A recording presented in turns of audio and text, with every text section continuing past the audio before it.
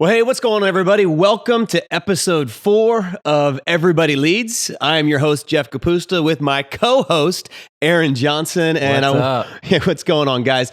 Real quick, I want to say a big welcome to all of our new subscribers, listeners, YouTube viewers. Guys, thank you for the reviews. Thank you for the kind words. It's been cool seeing the way that what's happening here behind these microphones is making an impact. I've had several people report back and leave comments about how they've been able to take the principles that we've talked about and share them with coworkers. I thought that's so cool because really that's the point, was everyday leadership for everyday people.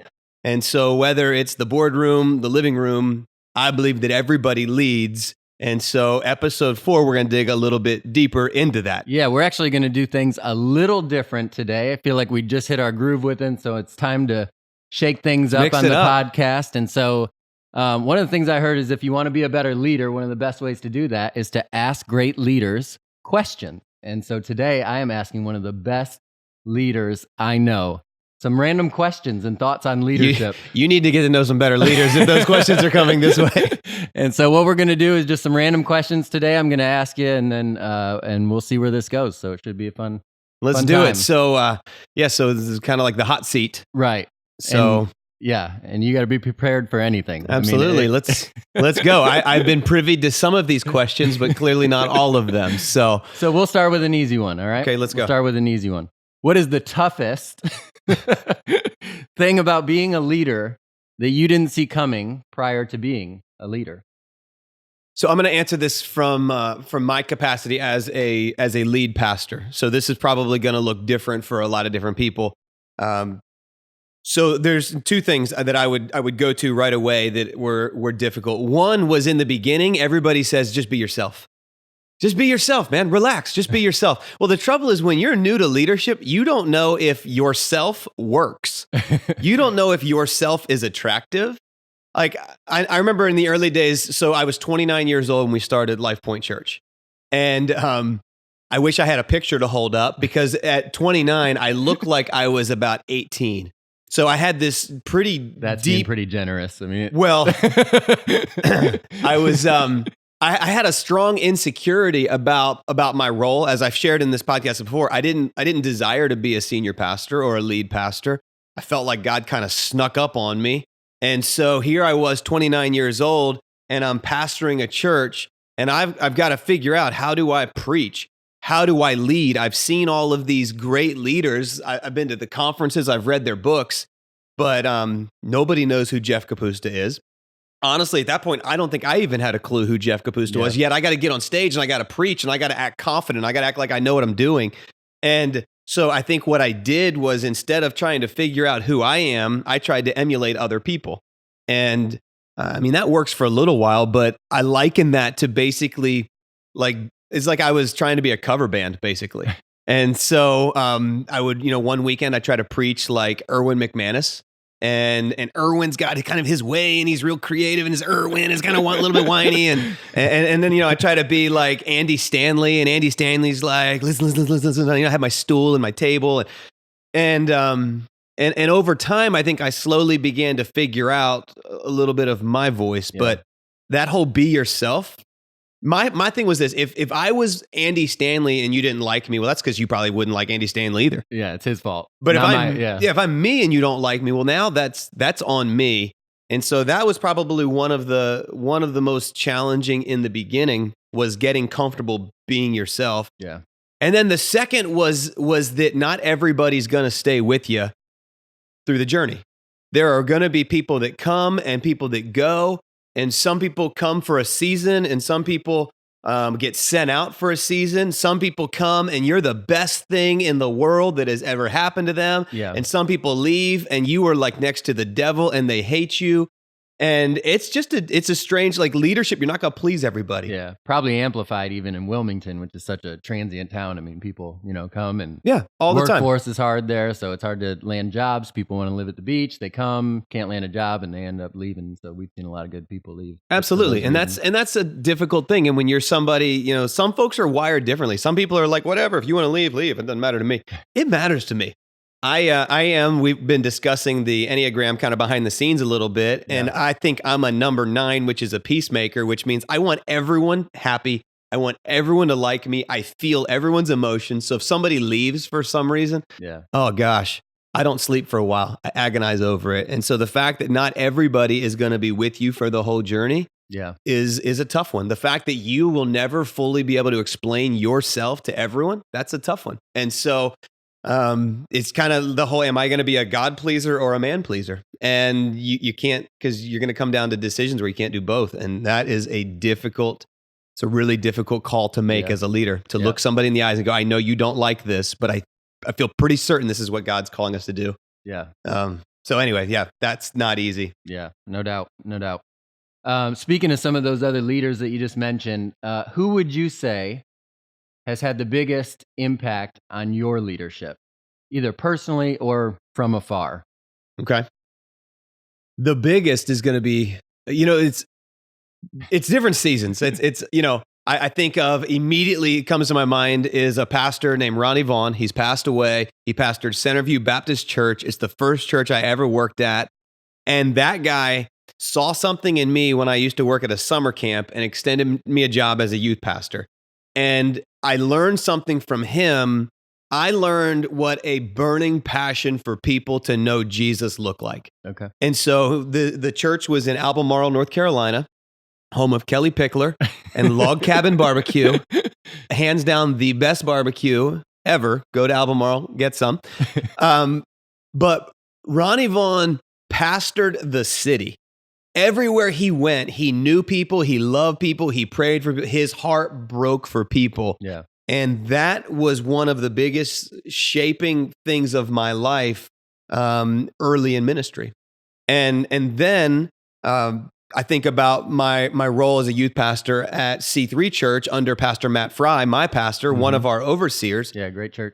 And so I got to see where the passion for the lost coupled with a strategy that really connected with unchurched people. I'd never been a part of a church where people, like normal looking folks showed up, jeans, shorts, like church for people that didn't like church. Mm-hmm. And all of a sudden that began to completely change this perspective of church. So that's, talk about which one of those was more influential. One kind of built on the other. Yeah.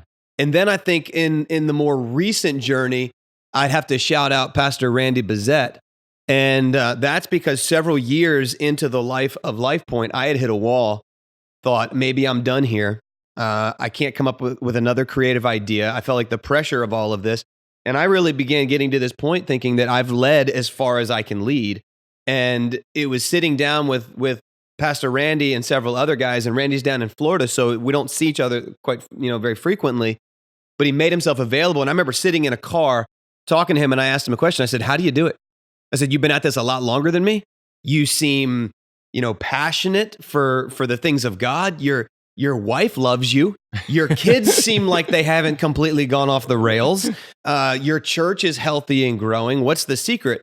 And he kept pointing me back to a relationship with the Holy Spirit. Ooh. And I'm like, okay, well, I don't know how to, theologically, I wasn't sure what to do with that. Yeah. And so he began walking me through, what does this look like to have a relationship with the Spirit of God? How do I operate out of the gifting and calling and empowering of the Holy Spirit? And honestly, I don't think I would be in ministry today if it wasn't for those guys. But Pastor Randy and just the way that he walked with me and explained things and kind of de-weirded all of that has impacted my life in ways that I could never repay. But I think about the way it's even changed the trajectory of our church and the way we do ministry. So I can't give you just one. There's like a long list of guys. Yeah, it's like a progression along the way. I mean, I can think of pastors that Perry Noble would be one. Yeah. I remember meeting Perry Noble, and I remember thinking, that guy says things from the stage that nobody... You can't say that in church. You can't do that. and he taught me that what he taught me was to get comfortable with your own voice. And we talked about kind of learning that. Like he was one of the guys that helped that. So I think that there's always somebody, and this is why I think leadership's such a big deal. You're in a season, and the way you grow from that stage to the next is to find people that you can learn from, not to copy them, Yeah. but to be able to figure out how do I take some of those aspects and apply them into my role. So there's a bunch. Yeah. So Definitely. much for one. So you mentioned in there plug for Log Cabin, and I know you've been eating keto. Oh, here we go. So and you really like food, so there's a tension there. So what's currently your go-to when you go out to eat? How does that work for you currently? So keto or not keto, I could live on cheeseburgers. I love a cheeseburger. Yes. And we could take this whole podcast down the avenue of cheeseburgers, because when I say cheeseburgers, some of you are like, oh, no, here's the thing. There's old-fashioned cheeseburgers, and then there's what I would call gourmet cheeseburgers. And the difference is if you order a cheeseburger and they don't ask you how you want it cooked, it's going to be an old-fashioned burger. And there's nothing wrong with that. Like PT's Grill does old-fashioned burgers, and they are great. However, on keto, not so great. I want a burger that's cooked medium rare. I want some cheese just dripping off that. I want bacon, maybe some pork belly. But I'm going to go no bun. I want it lettuce wrapped. I want a side salad. And so... you're losing weight doing this. I know.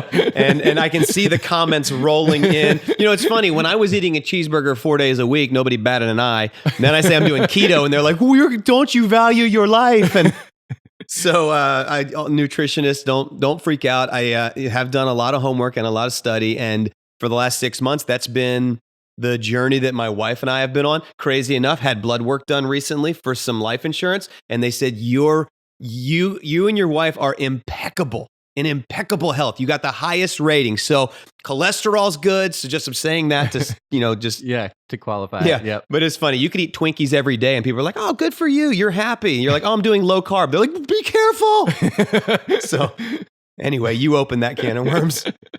Yeah, absolutely. Well, good. I remember moving to North Carolina, and I was so disappointed because moving from up north, you always order your burger however you want. And then I moved down and they didn't even ask me. And I'm like, is this the only way it comes? And so I was so disappointed. No, man, a good burger. Now, you did ask about food, but yeah, burgers, meat. I've even started to really enjoy salads lately. But I prefer meat on there. So but it's been good. It's meat salad. 6 months of, I've dropped 20 pounds doing this, and sleep good, work out great. So, for the foreseeable future, this is the way that I eat. Yeah, looking slim and trim. Appreciate it. We're going to change course a little bit here. Which one would you say is most important to your organization? Mission, core values, or the vision, and why? All right, mission, core values, vision. Okay, so I would say the mission first is kind of the why in the world do we even exist? Mm-hmm. If you don't have a why in the world do we exist, you probably shouldn't have an organization. So I'm going to start there. So I think that's probably the most important. I feel like, again, going to my context, this is the church world. Yep. I think Jesus set the mission. I think when he looked at his disciples and said, all authority in heaven and earth has been given to me. So now you go make disciples of all nations, baptize them in Father, Son, Holy Spirit. Teach them to obey everything I've given you, and I'll be with you always to the end of the earth. What are we supposed to do? That's it. Jesus said, I came to seek and save the lost. I believe the only thing we take to heaven is people. So the mission, for me, has been handed down. Like the mission's not up for debate. I think our church exists to reach people that don't know Jesus. That's why we started it. That's the mission. So I think your organization has got to know the why do we exist? Where I think it begins to change into vision and values, your vision is now, and this is where I probably struggle the most with the vision side of it. The vision is how are we going to accomplish that mission, and how do we do it in a bite-sized manner? So for instance, at Lifepoint, we live in a community that's got 230,000 people. That's kind of what we've surmised, about a 10-mile radius of our central location. Surrounding, yeah. Exactly. And so if we are supposed to create a place where people can know Jesus and ultimately, people come to a relationship with him, then our vision is how are we going to do that? So, for me, we've talked for a while now that at Lifepoint, we have our sights set on 1%. We're currently structuring and strategizing so that we can reach 1% of our population, which is 2,300 people. So we're strategizing on how do we do that. And the reason that I think that is important is because until you have a goal, you don't really know how you need to structure. Yeah. So a lot of times, and what we've done a lot in the past is we're here to reach people for Jesus. Well, who and how many? And we want to reach all of them. Okay. Well, you're not going to reach all of them unless you strategize and structure to handle that amount of people. Your structure is kind of like this cup. I cannot pour 20 ounces of liquid into this cup. This cup is the structure that holds. And so your vision dictates the size structure you're going to create so that you can accomplish the mission. That's good. So that vision becomes, for us, it's how do we reach 2,300? So it's caused us to do some things. Yeah. It's caused us to relocate our Leland campus to a larger facility. It's caused us to add more seats at our Pine Valley campus. It will cause us to add more services. It will cause us to add more campuses. And then when we get there, we didn't cross the finish line. We entered into the next chapter and we beg God to give us another vision. And it might be that we're striving for 2%. Yeah. So we want to reach this community, but that's how we do it. Then the value side of this. The values are like, what does this look like? What's the skin on this thing? Mm-hmm. So as a church, we've got 10 different values that we hold. Yeah, the point. Exactly. We call it. We call it the point. So I think the values are, here's what we will and won't do in our quest to fulfill this vision and this mission. So to say which one's most important, I think your mission's got to be most important. But I think if you don't have those values, then you could run roughshod over people. You could do things in a manner that's not consistent with your heart. Mm-hmm. So I think the values are what causes something to feel like you. It feels like your organization. Yeah. It feels like, we say that, generosity is one of our values. We get to give. So one of the ways we're going to fulfill this vision is we're going to go out and we're going to do, generous things around our community. We're going to expect people to be generous towards the work of God. And so that's just one of the ways. Fun is another one. We take fun seriously. That's right. So we're going to do things that are just fun. Like if we're not having fun, but like, man, we're accomplishing the vision, but it's no fun. Well, I don't want to do that. So it'd be a real bummer to get to your goal, but realize you ran everybody off because you didn't have a good time. You didn't value them. You didn't. So I'd say it's the missions the most important. And then I'd say it's probably the values, because without the values, I'm not sure you'll accomplish the vision. Does that make sense? Yeah. So they're all, it's like the Trinity. We don't want to pull one out, but they're all important. Well, I was trying to trip you up and you handled it very well. They're all important, the answer is. So speaking of values though, so the values would have the DNA of the leader. So my next question is, how do you transfer your DNA into the people on your staff and the people that call Lifepoint home? Yeah. I think the only way that you really, your DNA gets transferred is through time and proximity. I think you got to be around people. People have got to catch it. They got to see, how do you care for people? How do you cut up and have fun? How do you get serious when it's time to get serious? How do you share your faith with somebody? How do you give generously? How do you set the tone? And I think the closer you are together, the more people see that. And I kind of like going back to that intimacy idea for just a moment. When I was dating my wife, we spent so much time together that I started liking what she liked. Yeah. And it wasn't like we joke around that I tricked her. I became a cowboy. For those who don't know, my wife is a country girl. And so when we were dating, man, I had Wrangler jeans. I had cowboy boots. I had like Western shirts. I had, this belt buckle. I had this wallet that was like this tall. I mean, I was, we're going to have to get a picture of that. Put it in the comments. We'll be sure to add that. I went cowboy, but it was partially to please her. But over time, I started liking that stuff. I mean, my, country music was on my radio. I went to, country concerts, and it was that proximity with her that caused me to start liking what she liked. And so my life began to take on some attributes of hers, and hers began to take on attributes of mine. And I think that's how DNA gets transferred. Yeah. I don't think you can transfer DNA from a distance. That's good. I've heard Pastor Carl Lentz say, proximity creates passion and distance creates distortion. That's why people that aren't a part of a move of God will just stand back and launch grenades at it. It's because they don't know the people that are being impacted by the ministry. Yeah, and so get in the mix and you'll find a whole lot more grace, and you'll understand the why. That's good. That's good. All right, let's digress for a moment. Okay. Totally different topic. Sneakers. You're a big sneaker fan. Uh-oh, here we go. I do enjoy sneakers. Let the listeners know, what's your favorite sneaker? What shoes are you into? Yeah, well, I'm a Jordan 1 guy. Jordan 1. And classic. I mean, I'll put you on the spot. What year did the Jordan 1 come out? 84. Okay, so that makes me, at 84, that made me, I was born in 76, so that is, you do the math. Not very old. 8 years old. Here's why. Oh, yeah, 8 years old. So around that time is when, you start noticing shoes when you're, 10, 11, 12 years old. And so that was for me when I started noticing sneakers, but my folks would never buy me Jordans. And so I think much of my life is like, I never had Jordans.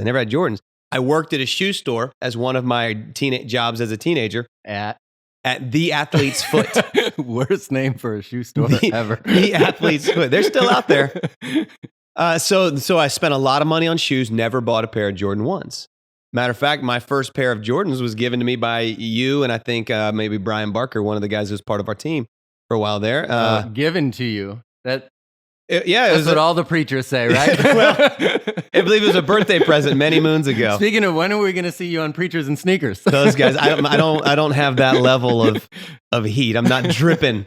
No, but Jordan 1s are. We got to revisit. Is 84 the correct answer? I don't even know. It's 85. You just rolled on. I think it's 85. Okay, I think it's 85. I don't want to move. Either way, move ahead My point was, I was young, I was impressionable, I liked sneakers, and I didn't have any of those, and so my adult life has been acquiring those sneakers that I didn't have when I was a kid. So my parents' same fault. way. I was spoiled, so I had all the Jordans as they were coming out, and then I started paying for my own shoes. The next thing you know, I'm not wearing Jordans anymore, buying whatever I can afford. And then once I got a little further in life, I'm like, I'd like to have all the things all the sneakers I used to have. So I started buying them again, got into them again. Yeah, I dig them. And it's what you like. I got, my closet's got a ton of Nikes, got a handful of Adidas, and it's got a bunch of Vans. I like comfortable shoes. I like cool shoes. Yeah. So yeah, me too. It's my story. I'm sticking to it. All right, next question. How do you avoid the comparison trap? All right. Well, so first off, you operate with this assumption that I have avoided the comparison trap. Okay. So truth be told, I've spent a lot of time in the comparison trap. And so I think it's kind of a natural thing to do. You're looking at what is happening in other, be it other families, be it other businesses. For me, it's other churches. And if you think about it, it's just natural, If you've ever, when your little kid's growing up, you compare your little kid's progress to somebody else. It's like, well, has yours rolled over yet? Like, yeah, we did that like 2 weeks ago. He's already talking. It's like, what's wrong with you? You start looking at what is happening in someone else's family and you wonder, why is it not happening in mine? And then, you look at another business that seems to be growing quicker and you start looking at, well, why would they be growing faster? What are they doing? And then in the church world, same thing. We look at other churches. And the trouble is at least in the church world, we look for what are they doing, right or wrong, that we're not doing. If you think about it, in the church world, we all work for God, and so if your church down the street is growing and my church is not, I can either A, come and see what you're doing, or B, just begin to make assumptions about you. And that's typically what happens all the time. That's the trap, is when you begin to make assumptions. Well, they're just watering down the gospel. They're soft selling. They're, everybody that shows up gets a puppy and sheep stealing. Yeah, they're just snatching people up from other people's churches. And so we begin to tell ourselves that's probably what is happening. And so I know for me, when I look back over the years, I mean, the comparison trap is real. It's absolutely real. I can remember seasons where I got a really good friend here in our own community, Pastor Tim Blevins of Life Community. And I remember when about 4 years in, when people seemed like they were leaving Lifepoint and going to Life Community. Yeah. And oh man, I was graduating from our church and going to right. Oh, it drove me up a wall. And I got to where he and I were really cordial in person, but deep inside I was comparing, what are they doing that we're not doing?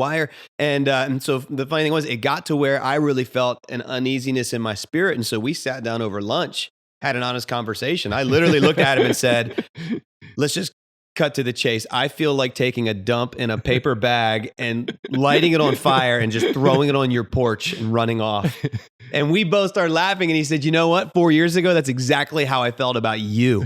You were the new guy in town and everybody was going to your place and I was losing people and I was comparing with you. And I say all that to say we have become best friends out of that because we realized that, that both of us were wrong, that both of us were dealing with the same thing. Yeah. And it taught me something. It taught me that the way out of the trap is to celebrate what's going on in other places. That's good. And so I would say, no matter where you are, if you're, a mom raising kids, if you are leading a business and there are other people that you find yourself comparing with, you need to celebrate early and celebrate often. And so you got to find a way to just say, you know what, praise God that you're seeing that kind of growth. And if I can learn from you, I will, but I'm going to quit comparing because we're all different. Mm-hmm. If you go back to episode 1, we talked about how we're all different. We have different talents. Yeah. And so some of us have bigger teams. Some of us have a slightly different vision of how to accomplish the mission. And so to compare your gifts, abilities, background, talent with mine, that would be ridiculous. Yeah. That at the end of the day, I'm not responsible to run your race. God's not going to look at me and be like, why weren't you more like so-and-so?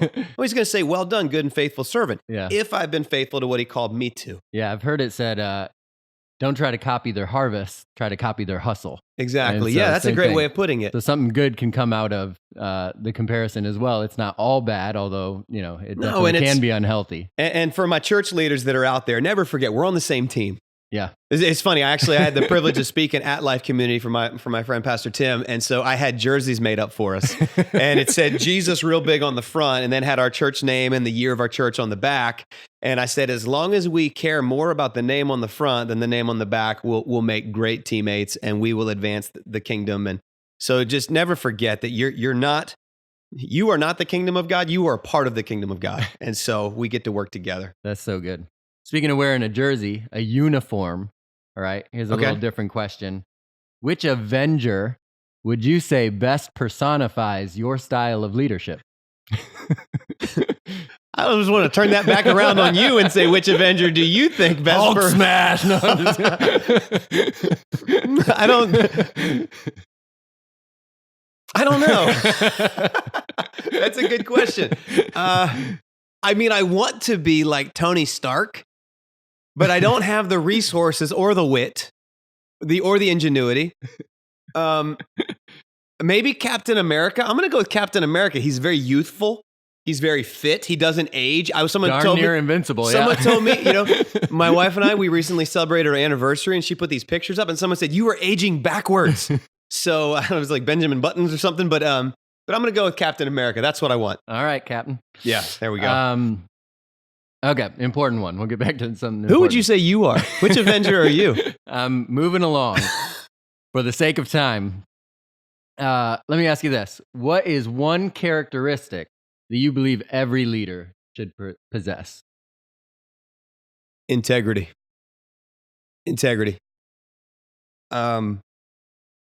Let your yes be yes and your no be no. Be the same person on stage that you are off stage. I remember a while back, the Reverend Jesse Jackson was overheard saying something inappropriate. And when he was confronted about it, he said, I didn't know my mic was on. And I thought, you know what? Integrity is never having to wonder if your mic is on. That's good. One of the things that I care deeply about is that the person that is leading in front of the crowd is the same person in the thick of the crowd. They're the same person on stage as off stage. It's not a performance. Now, I understand that when somebody's preaching, it's a monologue. There's a little bit of like being larger than life, but I'm not performing. I'm hopefully the overflow of my private life is spilling in to my public life and to my platform, and that integrity. I've seen so many leaders over the years that had chinks in their armor when it came to integrity, small lapses of judgment or character issues, and they are no longer in leadership now. And you can trace it back to a lack of integrity. That's and good. So if you say you're going to do it, do it. If you say you're not going to do it, don't do it. If you're going to put values in place, live by those values. That's not to say you're never going to mess up, but when you do, own it. And yeah, have that integrity. To me, that's a big deal. Okay. The great answer. And I'm gonna pick another characteristic that I see in you and then ask you to explain how you do it. Discipline. So I've heard you say that discipline is kicking your own tail so that someone else doesn't have to. And you wouldn't call yourself a disciplined person, but everyone around you would say you are super disciplined, both in your spiritual and physical and the way that you process through the work week. So I want to know, how do you do it? How do you do it? Well, you're right. I don't know that I would ever describe myself as a disciplined person. Some of it does go to, if I say I'm going to do it, I'm going to do it. So, for instance, the gym. Yeah, we'll talk about that because the committed club. At our gym, we have this committed club, and if you were in the gym, I think 15 times a month, you make the committed club. And so I been in and out of CrossFit for 7 years. I was pretty committed for a long time, and then I took a little bit of a hiatus as my mountain biking began to become more important, and then I started getting back into CrossFit, but it was hit and miss. And one day I wasn't seeing the results I desired. So I said, you know what, that's it. I'm going to make the committed club next month. And that was looked up at that committed club 8-9 months ago. Didn't see your name on the board. Said I was going to do it. And I did it. And it goes back to that I will. When we talked in the past, we talked about these I will statements. I will be at the gym enough times to make the committed club. I will make that a priority. And I stuck with it. I mean, there's days where you've got to stick and move. There's days where, if we have staff meeting at 8:30 in the morning, I got to go to the gym at 6 when I normally go at 7. Well, I could skip it, but I don't want to miss that day. I said I was going to do it. So for me, it's that we want the benefit of discipline without the the discipline of it. And so, same thing talking about the eating and the diet. I love the results of 6 months of cleaning up my eating. But I think what happens to a lot of people, we get really inspired. We go and we do, I'm going to do keto, and 3 days in, the scale hasn't changed. I'm going to go to the gym, and a week in, I haven't lost any weight, and we begin to give up. And it's like, no, let's play the long game here. And so I look at a lot of my leadership in life, and there's things I wish I'd done that way back when. Wish I'd started this podcast way back then. But again, you can do it today. Yeah. So let's start. What are the areas that you want to be disciplined in? And I mean, it's a decision. Yeah. And then it's every day waking up, doing that. And so I made the decision I was going to make my bed a while back. And I think I've missed one day by accident. I felt horrible. I was like, oh my gosh, I didn't make my bed. And so, even if my wife happens to still be sleeping, I still make my half of the bed. And it's a little thing, but it's like, no, I'm going to do it because I said I was going to do it.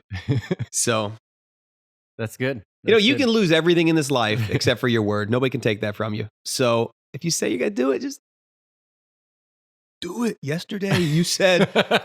Anyway, sorry. Yeah. Okay, here's another question. What is a common mistake that you see other leaders make on a consistent basis? So here, all right. And I think I'd say this because it's something that I've done.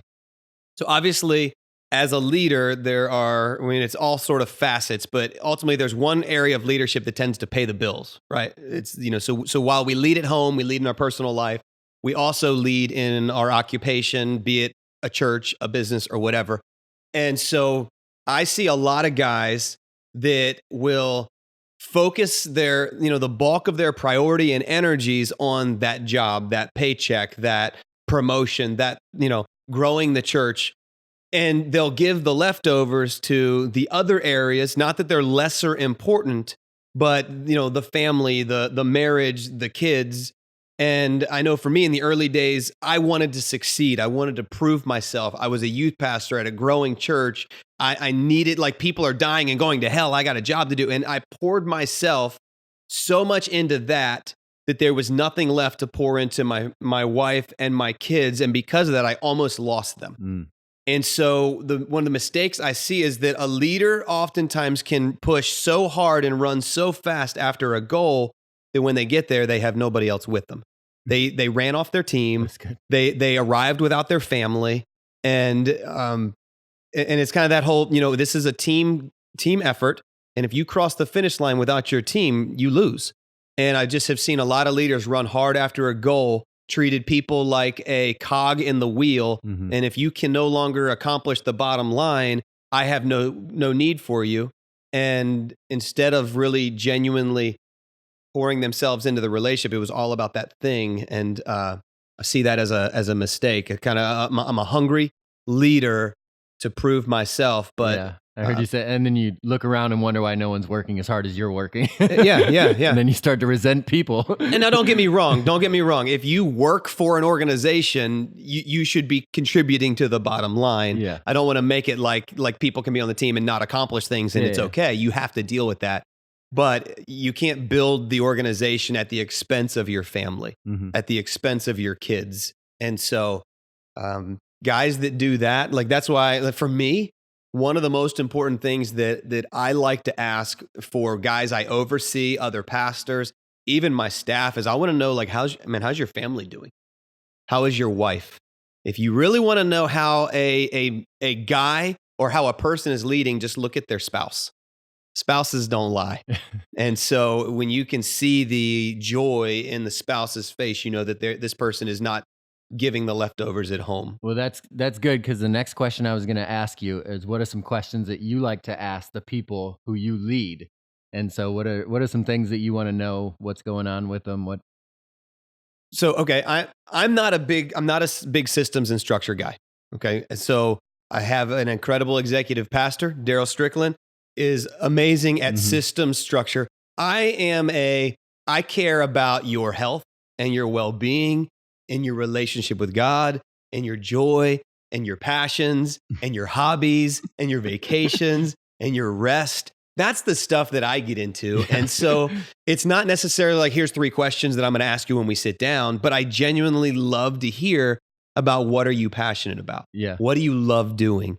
And so I love to hear how is your, tell me about the last, place that you went, on a date night as a couple, or one of our incredible staff members just got back from this vacation, this epic vacation. He and his wife, made it a big deal. They were going out and went to Europe, and I love hearing about that. And I want to know about that, and I want to know about your kids, and to me, that's the stuff that's important. I'm not that impressed with a leader that can build a great organization at the expense of a family. And so those are the things that I love. I love your hobbies. Like, if you're passionate about a hobby, I will wind up getting passionate about that hobby. I'll probably get into that hobby. And so for me, it's more of that relational, like I'm not so much desiring to be the leader in those settings as much as I want to be a friend. Yeah. And I think that as a friend, I can lead, but that's kind of the way I'm wired. I want to go to lunch with my team and cut up and tell jokes and, swap stories. That's the stuff that I enjoy. It's not always like, hey, it's time for your checkup. Talk to your boss now about what you're doing. This is not the way I'm wired. Yeah. And the well-being is so important, because it's nearly impossible to build a team around someone who's miserable, right? To be around. No one wants to be on that team. So yeah, that's huge. So I think we are running out of time for today. It's a wrap. It's a wrap. So just want to remind all of our listeners and our viewers, subscribe, like, share this podcast if you think it's helpful or someone else might glean some information from it. And we will see you next month.